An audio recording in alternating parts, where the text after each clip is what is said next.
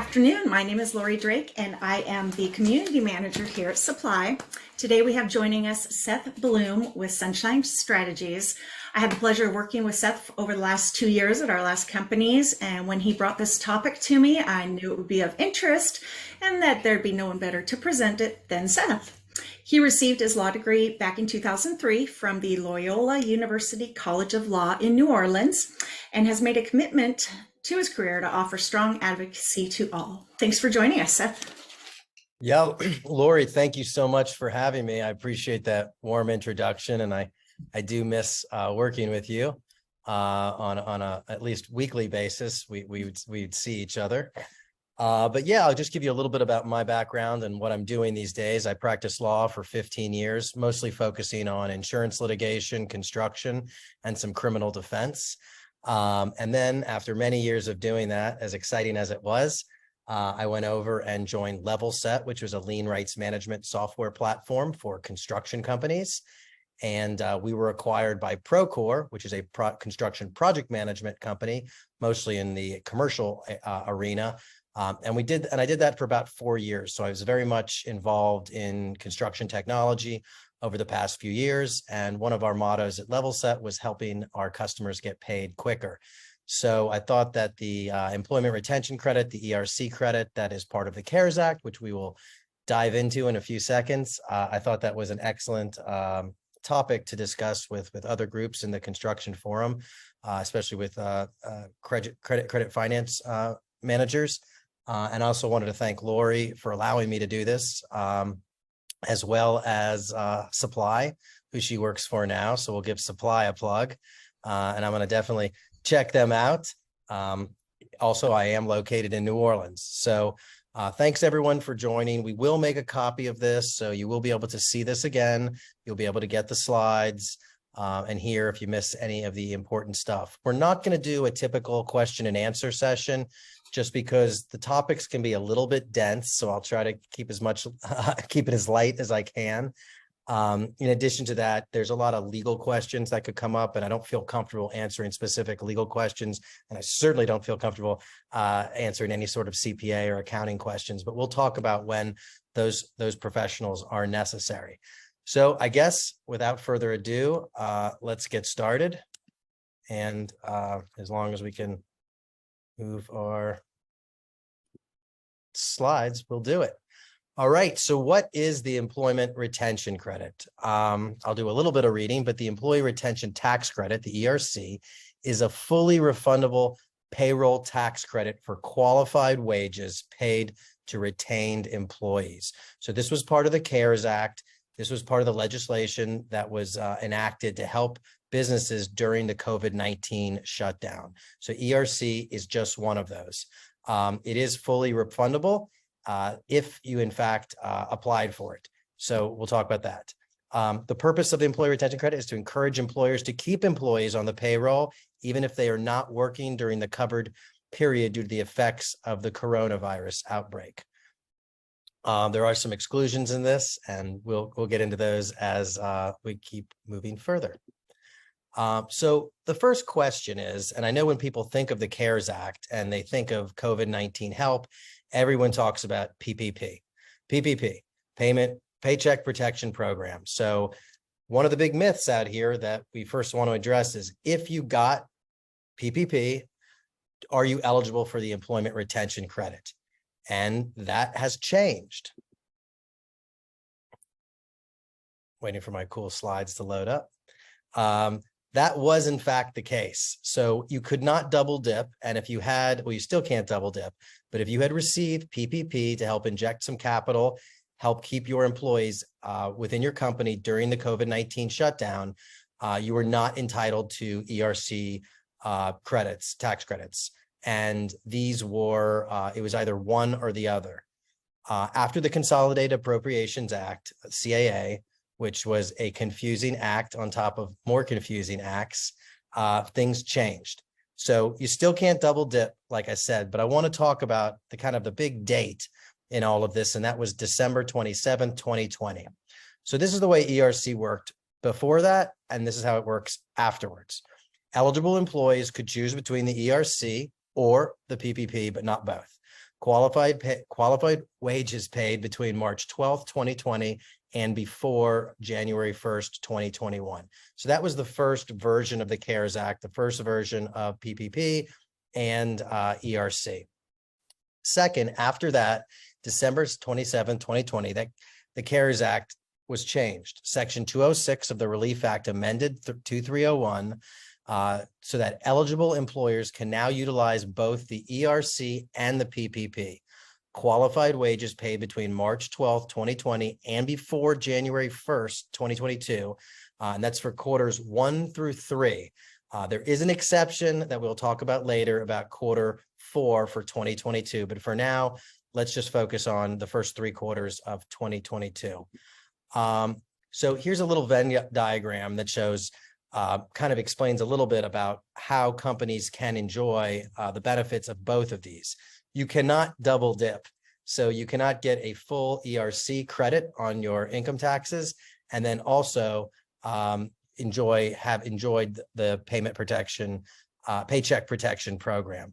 So I'll read this briefly. An employer that receives a PPP loan may claim the employee retention credit available for it for the calendar quarter, subject to the restrictions that the qualified wages may not be counted both for the employee's retention credit as payroll costs that are paid during the covered period to the extent that the payroll costs qualify the eligible employer for the forgiveness under the PPP.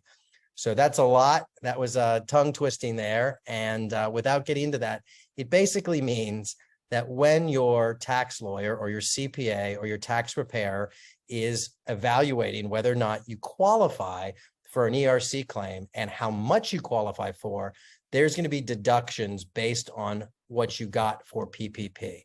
So you're not going to be able to get paid twice for the same thing, which seems pretty fair.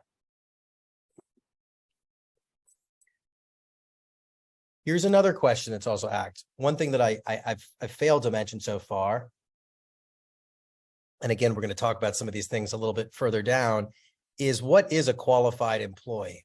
But before we get into that, we're mostly talking almost 100% here about W-2 employees. So these are employers that are actually employers for your company. 1099 employees, if you don't know, are independent contractors. There is a very valuable reason to use 1099 employers, and your CPA or your tax attorney can explain when 1099 employers are appropriate, and you should take advantage of those tax breaks and being able to run your business the most efficiently. Having said that, the question here, going back to it, is, do they count? So the quick answer is no, they do not count. 1099 do not count in most situations. So that's the simple answer. The more complex answer is that in some circumstances, they can be considered qualified employers that are entitled to some of the ERC credit without looking at your actual business, how these employees are treated by the IRS. Your tax professional could give you some advice again on whether or not you can get some credit for 1099 employees. But for the most part, we're talking about W-2 employees. So for this next slide here, when we're talking about these numbers, these limits, we're talking about W-2 employees. We're not talking about 1099s. So in 2020, the scope of who ERC covered was 100 full-time employee limit. So this was for small businesses, and 100 employees in the scheme of the business world are very small businesses. So 100 or less. You could get up to 50% of the qualified wages, up to $10,000. To apply in the 2020 year, you could get up to $5,000 per W-2 employee, with the maximum credit amount being $5,000 per employee. So now if we switch after that December 27th date, and now we move ourselves into 2021, and this is still the law that's on the books now, it is not only businesses up to 100, but is businesses up to 500. And I will say this, there is also some calculation on, there's gonna be some questions and some slides that come up later that we can talk about as far as, well, what if I had 101 employees? Is there any way to reduce that to 100? A tax professional can look at your books and take a look if in fact that's appropriate. I will say this, that we've seen all these TV commercials, everyone's getting emails, they're getting these official letters in the mail that's showing that these tax credits are available to them. I will say this right now, everyone does not qualify for ERC credits. So many businesses do, but everyone does not. So that is something to be taken into consideration, and the IRS will make sure that you are in fact entitled to these ERC credits. So in 2021, they moved it up to 500 full-time employees. You could now get 70% of qualified wages to $10,000 and available for, they added those 3 quarters in 21 that we talked about. So now we have the 2020 and now we have the first 3 quarters of 2021 with a maximum credit amount of $21,000 per employee. So if you add the 2020 with the 2021, you see that magic number, maximum credit amount per employee is $26,000. And that's what's on all those letters, all those advertisements you get saying, hey, you have 100 employees. Well, we're going to cut you a check for $2.6 million. That's not exactly how it works. In fact, my math was wrong there, but that's not exactly how it works. And of course, what we talked about earlier, the PPP and the calculations of the reduction would also be taken in effect. So if you got PPP credits for those, then that's going to be reducing it per employee. I know that's a lot, but we'll come back on some of this stuff. All right, populate. There we go. All right, so we talked about small employer, and there's a difference between considered and the IRS putting you in either categorizing you as a small employer or a large employer. And there's benefits to being in one of the two groups. So with small employers, qualified wages are paid to all employees used for the calculation amount. So that's an important thing. That's all employees used for the calculation amount. Large employers, the qualified wages are limited to only wages paid to employees when they were not providing services. So again, the calculation about how much your company, if it qualifies, is based on whether or not the IRS is considering you a large employer or a small employer. And you can change. That designation can change, which adds even a little bit more complication to this. This kind of, if you want to take a second to look at this, I was just joking with Lori a few minutes ago, but I keep up with these kind of things. So I was watching another tax professionals ERC seminar a few weeks ago, and he kept talking about how easy this was and how straightforward it is, and how you can I think subscribe to his book or his webinars, and he'll show you how to do the whole thing. And that's true. You can certainly do a lot of things yourself in this world, but I imagine most people here that have sophisticated businesses do not do all their taxes themselves. So personally, I do not suggest you try to do this yourself, although I've heard of success stories, but there are a lot of variables when coming to the ERC tax credit. And again, we'll get into what problems do occur and what vulnerabilities and risks there are in filing an ERC credit, especially if you're filing them incorrectly, even if it's an honest mistake. So this kind of goes through your full-time employee, your FTE is designated by 2019, which was the shutdown. 2020, it shows you here whether or not you had 100 full-time employees or not. 2021, they added that to 500, and now here we are in 2022. Look at that. Number of FTEs in 2019 determine your classification, like I just said. You use both the FTEs in 2020 and 21 to qualify for qualified wage calculations. So they will be looking at all of that. Who is considered a full-time employee? Now, I know we talked about that briefly with the 1099. So there is some exceptions to when a 1099 employee could be considered, but again, that's kind of bespoke, and I don't think we should really delve into that, and we're not going to today. But when you either talk to us or talk to another tax planning professional, tax attorney, I recommend, or a CPA, they can explain that to you. But the IRS's kind of rule of thumb is that they work 30 hours per week or 130 hours service per month. Myth number 2, and this is a big one. And I want to kind of, well, I'll read it first. My business did not have a decline in gross receipts during the pandemic, so we do not qualify for the employee retention credit, the ERC. That is not true. And that seems illogical, but I will explain it so it makes sense. And also, I think it's an important time to take a moment and say, hey, you know what? A lot of people went to their CPAs and said, hey, I heard about this PPP thing. I heard about this ERC thing. And they were told that they do not qualify.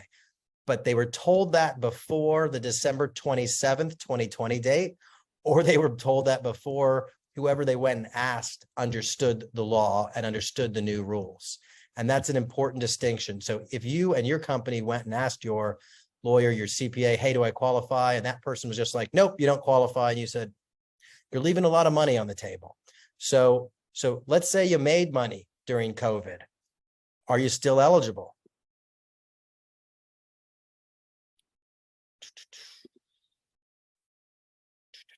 Well,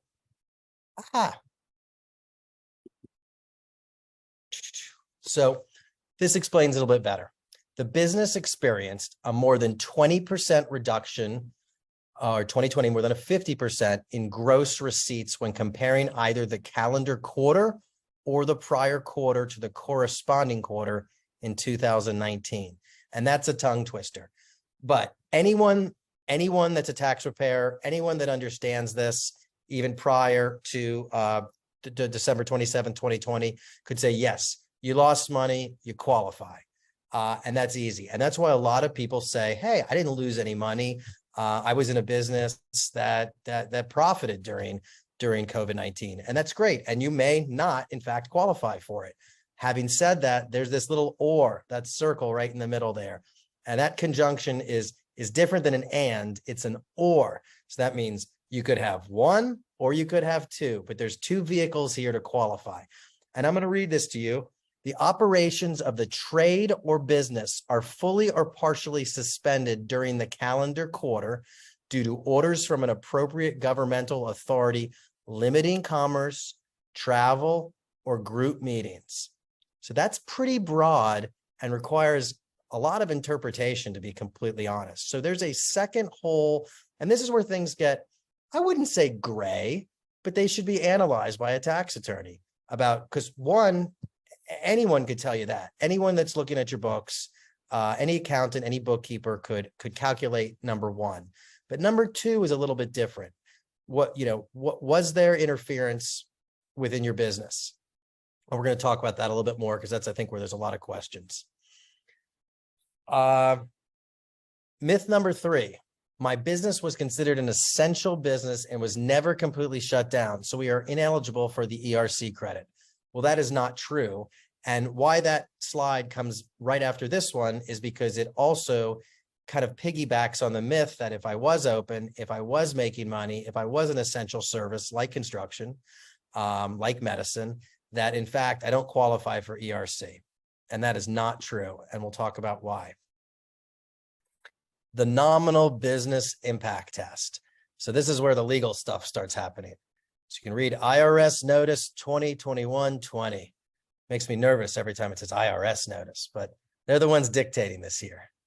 The operation of a trade or a business is partially suspended if an appropriate governmental authority imposes restrictions on the employer's operation by limiting commerce, travel, or group meetings due to COVID-19, such that the employer can still continue some, but not all of its typical operations. So we can look at a couple examples: unable to procure critical goods or materials due to COVID supply chain issues. This is going to come up, especially when we're talking to suppliers and people in the construction industry. Physical distancing requirements, limited customer client capacity, or 10% or more of your business's operations or services were limited or suspended. So let's talk about a little bit more about the nominal business impact test. And I'm sorry I'm reading this, but there's no exciting way to say some of these things. Excuse me, I'm going to drink. Unable to procure critical goods or materials due to COVID supply chain issues. I know we all went through this, both businesses and personally. So let's look a little bit about how the IRS talks about that. If the facts and circumstances indicate that the business's operations are fully or partially suspended as a result of the inability to obtain critical goods or materials from its suppliers because they were required to suspend operations, then the business would be considered an eligible employee for calendar quarters during which its operations are fully or partially suspended and may be eligible to receive the employee retention credit. A little bit vague, but kind of makes sense. Second, an employer may be considered to have a full or partial suspension of operations due to governmental order if, under the facts and circumstances, the business's suppliers are unable to make deliveries of critical goods or materials due to a governmental order that causes the suppliers to suspend its operations. So just real quickly, it depends where you lived. It depends, what type of business you were in. So if you were in a state or a jurisdiction that had a ton, or a city that had a ton of restrictions, you may be a lot more eligible than someplace in a rural area that didn't have restrictions or had a government that for whatever reason didn't see that that restrictions were necessary. So I did, because we are talking to construction people and suppliers, I did want, and I focused on that for the last few years, and I'm still hyper focused on helping people in the construction industry. I wanted to go through some examples in using construction. So some ways your construction business may have been impacted. Reduced crew sizes due to social distancing. You weren't allowed to bring as many people out as you could. It took longer to finish jobs. Mandatory OSHA restrictions that force modifications or operations. Suspended projects or lost projects. Operating hours were affected by COVID mandates. Mandatory job site access restrictions. Permit issues. I love the permit issue one. Think about that. We all know when we're working on a construction project how difficult it is in a lot of places. I'm in New Orleans, so it's difficult. Not always, but what if your permit office in your city was closed or only opened once a week and only was working virtually? That could have really slowed down your project. Supply chain issues, which we've discussed already, inability to get critical goods and materials for your projects. Closing office, inability to have customers and clients in the office to meet, inability to attend trade shows, conventions, or other meetings to procure new business. Construction business may qualify under either the gross receipts or the nominal business impact. So even if you made money with your business, you can qualify under that part 2, the nominal. The specific facts of how your construction business may have been impacted by COVID-19 related mandates is unique. Construction business should speak with a tax attorney or tax professional to determine whether they would be eligible for this credit. So that's just our disclaimer there. And I think that I think that's an important thing to point out. People said, well, hey, I made, things were good. I'm in commercial construction or something like that, and people still needed hospitals built or doctor's office built. And that's true, but it was, and you might say, well, that's trivial. Like, I made money, but it doesn't really matter that I didn't get to go to trade shows this year. Well, does it? I mean, look at you, and that's part of the what we would want, what a tax preparer, what a tax attorney would want to look at is, wait, hold on, you're telling me your gross receipts were up 20% or up 50% last year. How many trade shows do you usually go to? I don't know. In 2018, we went to 6. Okay, you went to 6. And what part of that business and that sales motion is that for your company? Oh, we figure it's 10 or 20%. Well, okay. Well, there, you lost 10 or 20% of potential business. So that's why those trade shows are so important. And that's why there's really a lot of subjectivity and a lot of wiggle room to for lack of a better term, for qualifying under this nominal test. Some more. So we'll go into it a little bit some more detail. Physical distancing requirement, limited capacities, construction companies to adjust distancing requirements by limiting the number of workers on any site. This made things take longer. The company's allowed to continue operations, but under restricted work capacity, like we talked about. This in effect means more nominal portions of the company's business are affected.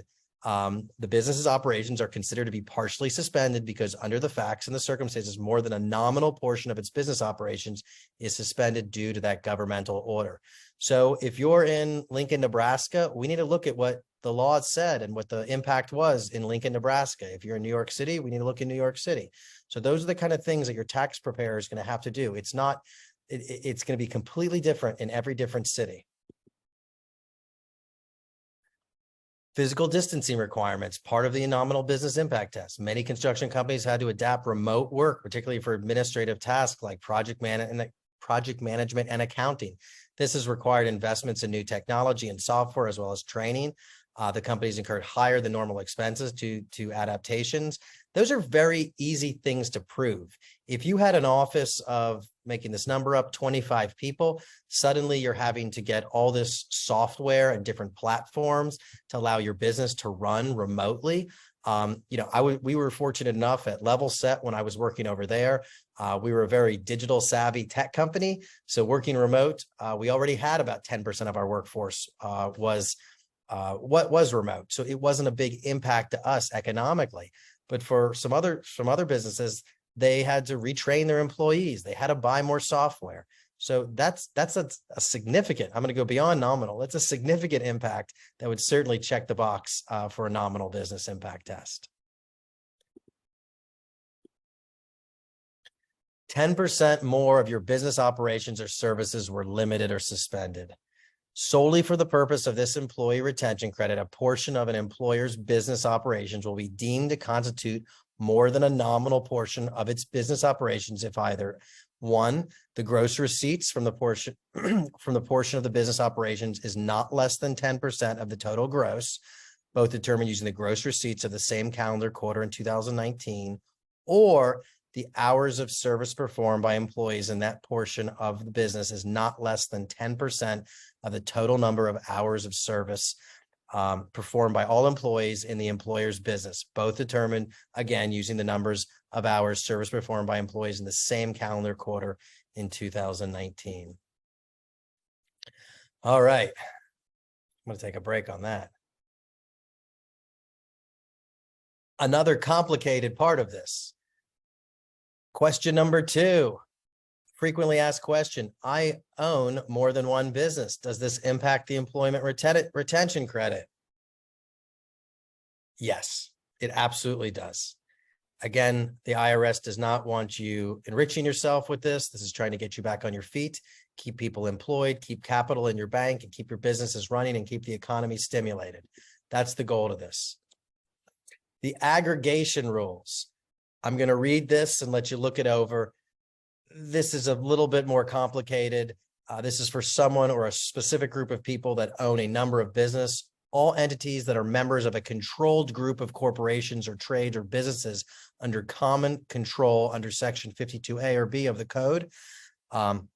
Members of an affiliated service group under Section 4014 of the Code or otherwise aggregated under 414 of the Code are treated as a single employer for the purposes of applying the employee retention credit.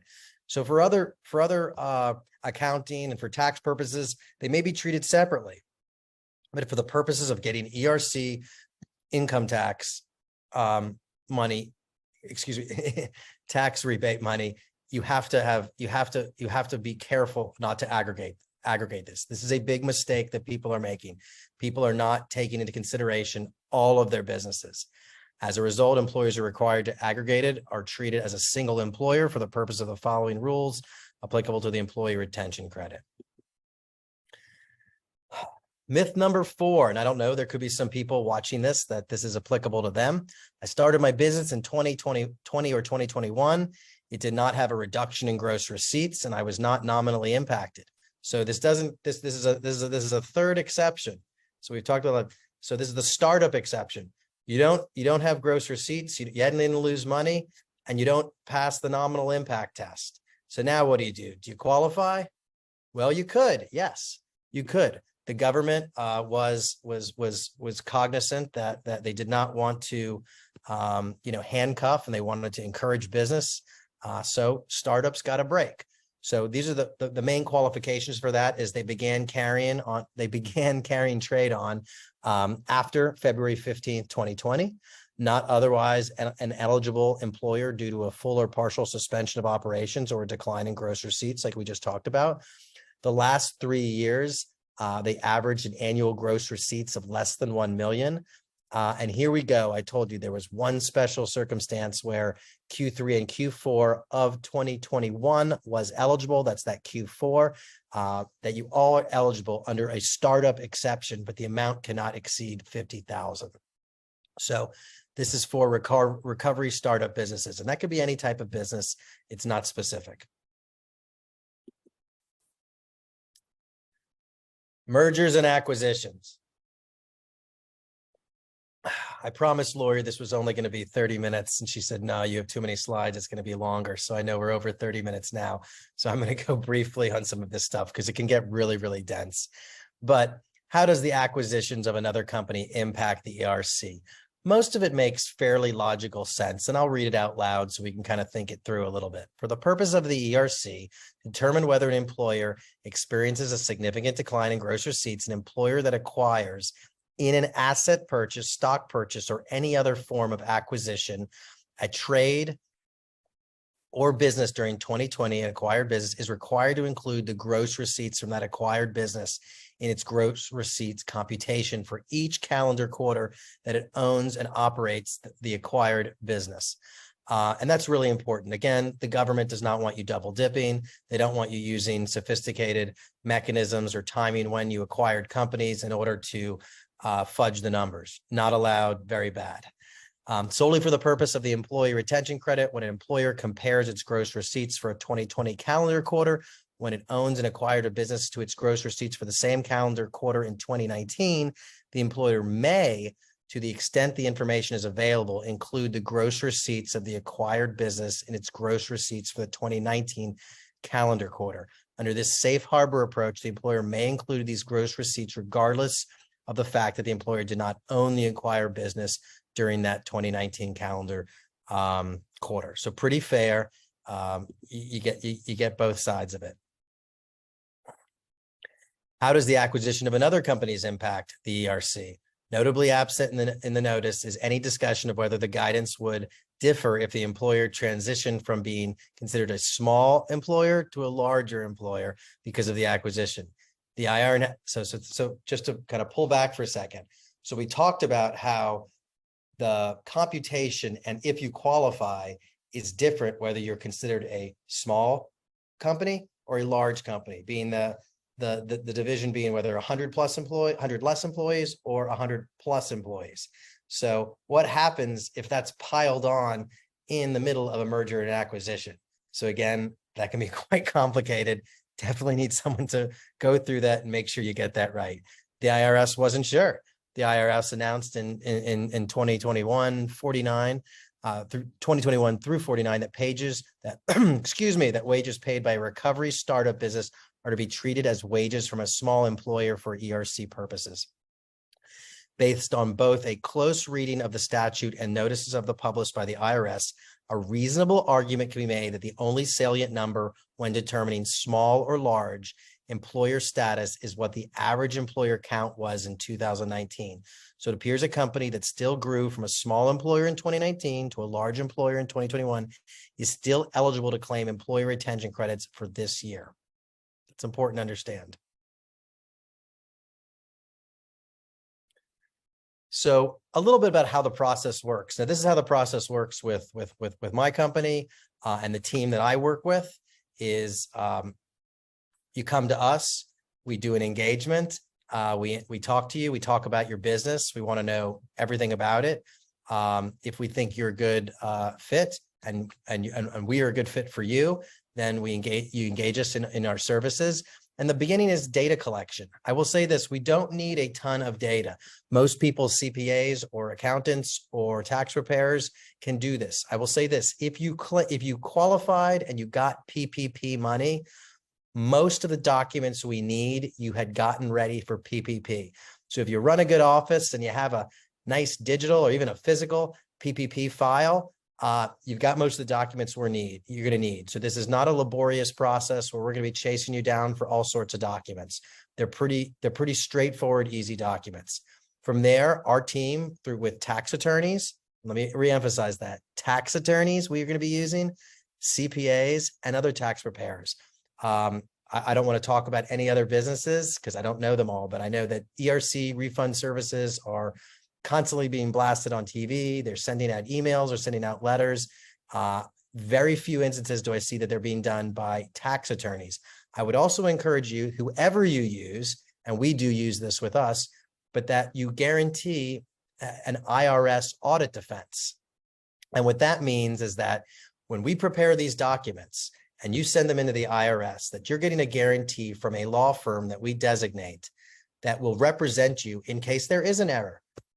We've processed, the company I'm working with, almost $1.7 billion worth of ERC claims. We've had one come back with a slight calculation adjustment that the IRS suggested. We fixed the adjustment, we mailed it back in, and that customer is as good as new. But some of these ones that are advertising do not have tax attorneys, do not have CPAs, and I don't know what they're doing. But getting someone that will actually back this, because there is some risk. You are filing something, and you are purporting to the IRS that this is in fact true. So we get all the data from you. We're going to do the analysis correctly. We're going to let all our tax lawyers look at it. We're going to let our CPAs look at it. We're going to come to you and say, hey, you know, you're going to get $20,000 back. You're going to get $2 million back. Depends on what it is. Depends on what your losses are. And you'll say, great, we'll process it. You'll review it and give it a final approval. It'll be mailed into the IRS and the check comes to you. Doesn't come to us. The check comes to you. Like I said, I have heard some people talk about whether or not, you know, there is risk to this. There's risk to everything. I think a colleague of mine said it the best the other day. He was working a very large ERC claim, and they found in the company $1 million. So the ERC claim for this particular company, was a construction company actually, is getting back $1 million. And the guy said, the customer said to my colleague, he goes, well, is this risky? He says, yeah, I mean, there's some risk that the IRS could come back and ask about it, and we will defend it and show that, in fact, these are our calculations and here's our evidence. And also, if we're talking about getting the nominal business impact, you have to prove the nominal business impact. I want to see those canceled dates of those trade shows you didn't go to. I want to see those supply chain problems, and that evidence is very easy. You have it. You know you can find 1 million emails where someone's saying they can't get you something on time, and we document that all. And when we put that package together to send to the IRS and to send to you, that case is already there. So my friend says to him, he goes, yeah, there is some, of course, risk with doing just about anything, but it's a big risk not to take the $1 million for your company also.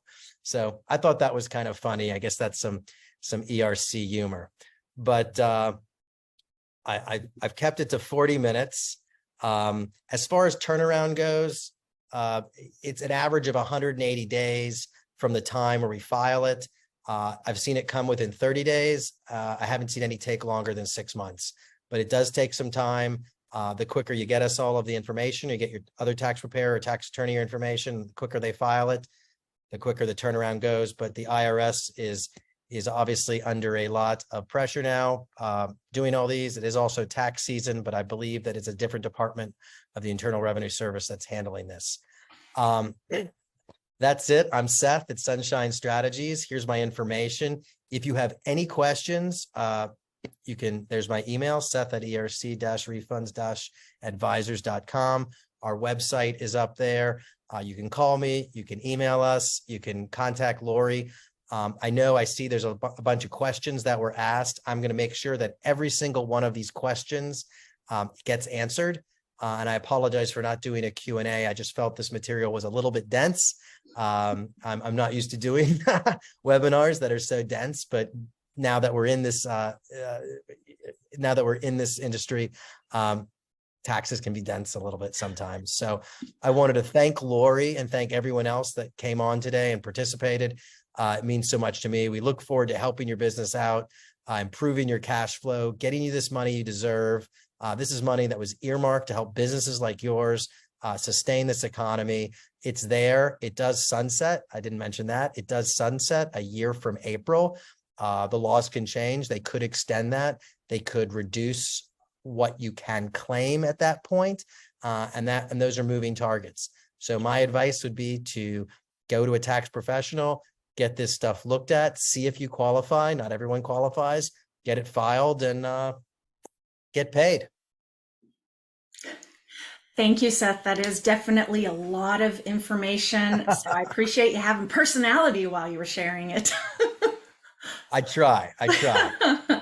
Well, thank you for your time, obviously, and thank you to everybody that was able to join us. As I mentioned, you'll get the slides and the recording via your email, and we hope to see you at the next one.